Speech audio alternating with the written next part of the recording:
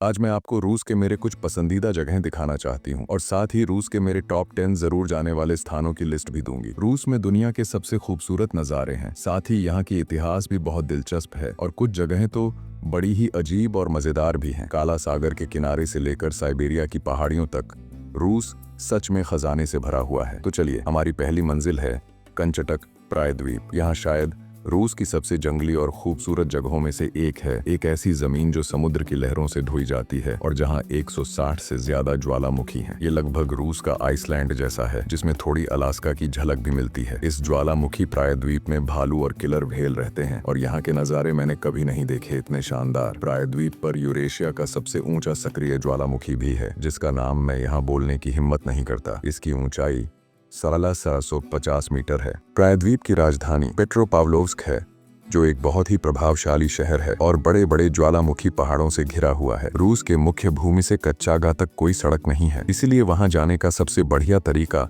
Double wing वाले हवाई जहाज से जाना है। मुझे लगता है कि ये जगह दुनिया की सबसे खूबसूरत लेकिन अभी तक कम जानी पहचानी जगहों में से एक हो सकती है। कच्चागा छोड़ने के बाद हम साइबेरिया की तरफ जाएंगे। साइबेरिया एक बहुत बड़ा इलाका है जो रूस की जमीन का 3/4 हिस्सा लेता, लेकिन वहाँ बस लगभग रूस की कुल आबादी का 25% ही रहता है। बेकारण यहाँ दूर दराज है और मौसम भी बुरा है। बैकाल झील रूस और साइबेरिया का सबसे जंगली इलाका माना जाता है। ये झील साइबेरिया के दक्षिण में है और दुनिया की सबसे बड़ी मीठे पानी की झील है, जिसमें पूरी दुनिया के मीठे पानी का 20% से भी ज्यादा पानी है। सोचो कितना जबरदस्त है। ये झील सबसे गहरी भी है।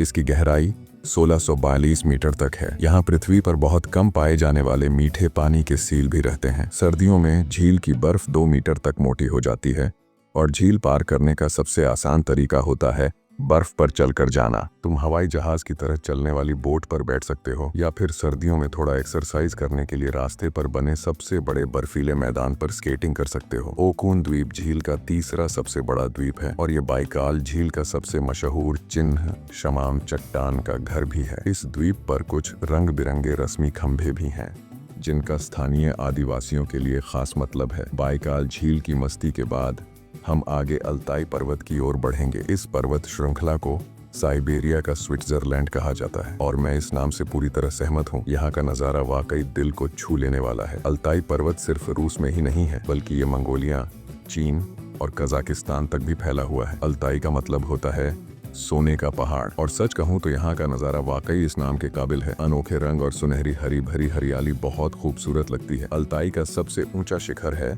बाइका पर्वत, जिसकी ऊंचाई 4.9 मीटर है। अगर पहाड़ देखना हो तो नीचे वाला बड़ा किनारा झील एक बेहतरीन जगह है। एक और जबरदस्त जगह है एकटुरू घाटी। यह एक कमाल की ग्लेशियर घाटी है, जिसे इस अनोखे भेड़ के पहाड़ ने और भी शानदार बना दिया है। सच में ये एक जबरदस्त कैंपिंग स्पॉट है। कौन सोच सकता था कि रूस स्विट्जरलैंड जैसा भी हो सकता है। साइबेरिया में एक और बढ़िया जगह है जिसे अरागाकी नेचर पार्क कहते हैं, जो सिस्योन पर्वत श्रृंखला में है और अल्ताई पहाड़ों से पैदल यात्रा करके 14 घंटे से ज्यादा दूर है। अरागाकी को आप रूस का डोलोमाइट्स भी कह सकते हैं, क्योंकि इसका एहसास बिल्कुल वैसा ही है। ये एक खूबसूरत पार्क है जो प्रभावशाली पहाड़ और ऊंचे पहाड़ों की खूबसूरत नजारे। जयोरोकई का सबसे कूल हिस्सा है ब्रदर रॉक की चट्टानें, जो लगभग एक परफेक्ट पराबोला बनाती हैं। सच में एकदम कमाल का शेप है। जयोरोकई रूस के कई छुपे हुए खजानों में से एक है।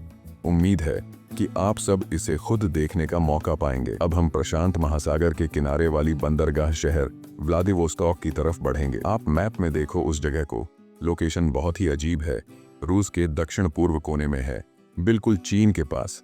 सच में बहुत खास जगह है। गाड़ी से 4 घंटे में ही कोरियाई सीमा पहुंच सकते हैं। मैं सच में सोचता हूं ये शहर बहुत बढ़िया है, हरियाली से भरा हुआ है और समुद्र किनारे का नजारा भी कमाल का है। व्लादिवोस्तोक रूस का प्रशांत महासागर में सबसे बड़ा बंदरगाह है। साथ ही यह साइबेरियाई ट्रांस-सिबेरियन रेलवे का आखिरी स्टेशन भी है। यहाँ से ट्रेन पकड़कर मॉस्को पहुँचने में पूरे 7 दिन लगते हैं। व्लादिवोस्तोक के आसपास के जंगल और पहाड़ दुर्लभ अमूर तेंदुए और साइबेरियाई बाघों का घर है। कुल मिलाकर व्लादिवोस्तोक रूस का एक बहुत ही दिलचस्प शहर है।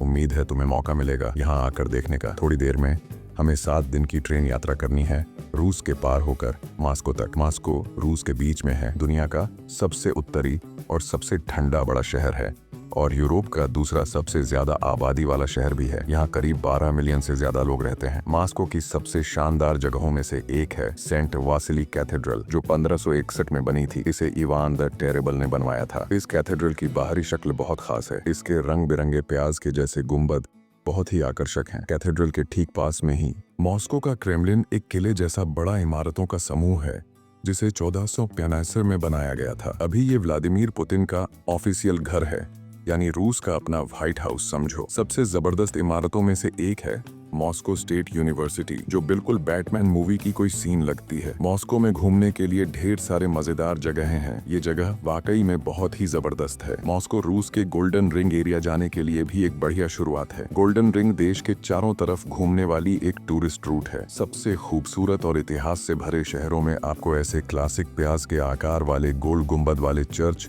जरूर मिलेंगे। अगर आप एक ट्रिप पर निकलो तो मॉस्को से शुरू कर सकते हो। करीब 12 घंटे की यात्रा में गोल्डन रिंग के 8 आकर्षक छोटे शहरों को देख सकते हो। मेरा सबसे पसंदीदा शहर सूजडल है, जो रूस के सबसे पुराने शहरों में से एक है और 11वीं सदी में बना था। मुझे वहाँ की जन्म की कैथेड्रल बहुत पसंद है। सकी नीली छत पर तारे बने हुए हैं। गोल्डन रिंग में और भी कई ऐसे छोटे शहर हैं जो बहुत प्रभावशाली हैं। कास्त्रोमो मस्को से सबसे दूर की जगह है। यहाँ एक बहुत ही शानदार येबातेस्की मठ है, जो 13वीं सदी में बना था। यहाँ घूमने के लिए बहुत सारी मजेदार जगह हैं, इसलिए अगर आप मस्को में हैं तो गोल्डन रिंग एरिया जरूर देखने जाएं। अब हम काकेशस पर्वत श्रृंखला की ओर बढ़ेंगे। ये पर्वत काला सागर से लेकर कैस्पियन सागर तक फैली हुई है। काकेशस पर्वत यूरोप की सबसे ऊंची चोटियों का घर है। अब रूस के दक्षिण पश्चिम में एक बहुत बड़ा पहाड़ है जिसका नाम एल्ब्रस है, जिसकी ऊंचाई 548 मीटर है। यह एक सुप्त ज्वालामुखी है जिसकी आखिरी बार फूट 50 ईस्वी में हुई थी। वहाँ के पहाड़ मुझे स्विट्जरलैंड के आल्प्स की याद दिलाते हैं।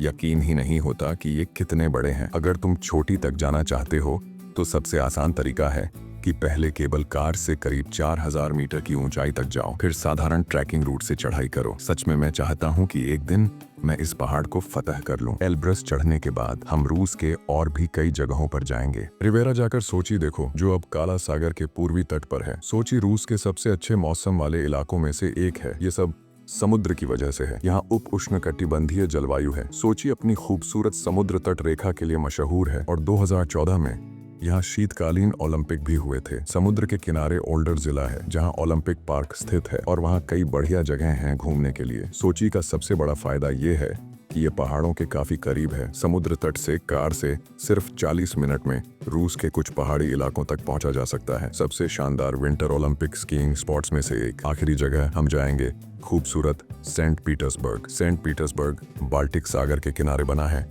इसे 1703 में बनाया गया था, जब रूस ने स्वीडिश उपनिवेशकों से इसे छीन लिया था। आज ये रूस के सबसे व्यस्त शहरों में से एक है, जो हर साल लाखों पर्यटकों को अपनी ओर खींचता है। मुझे वहाँ की नहरें बहुत पसंद हैं, जो मुझे एम्स्टर्डम और वेनिस की याद दिलाती हैं। यहाँ की सबसे मशहूर जगहों में से एक है पीटर एंड पॉल किले। सेंट पीटर्सबर्ग का सबसे पुराना किला 1740 में बना था। सेंट पीटर्सबर्ग में राक्ता सेंटर भी है, जो पूरे यूरोप की सबसे ऊंची इमारत है, जिसकी ऊंचाई 462 मीटर है। तुम पैलेस स्क्वायर या शहर के कई खूबसूरत बाग भी देख सकते हो। कुल मिलाकर सेंट पीटर्सबर्ग सच में एक शानदार शहर है जो जरूर घूमने लायक है। तो ये थी मेरी रूस की टॉप 10 रिकमेंडेशन। रूस में और भी बहुत सारी खूबसूरत जगहें हैं। मैं दूसरा पार्ट भी लाऊंगा।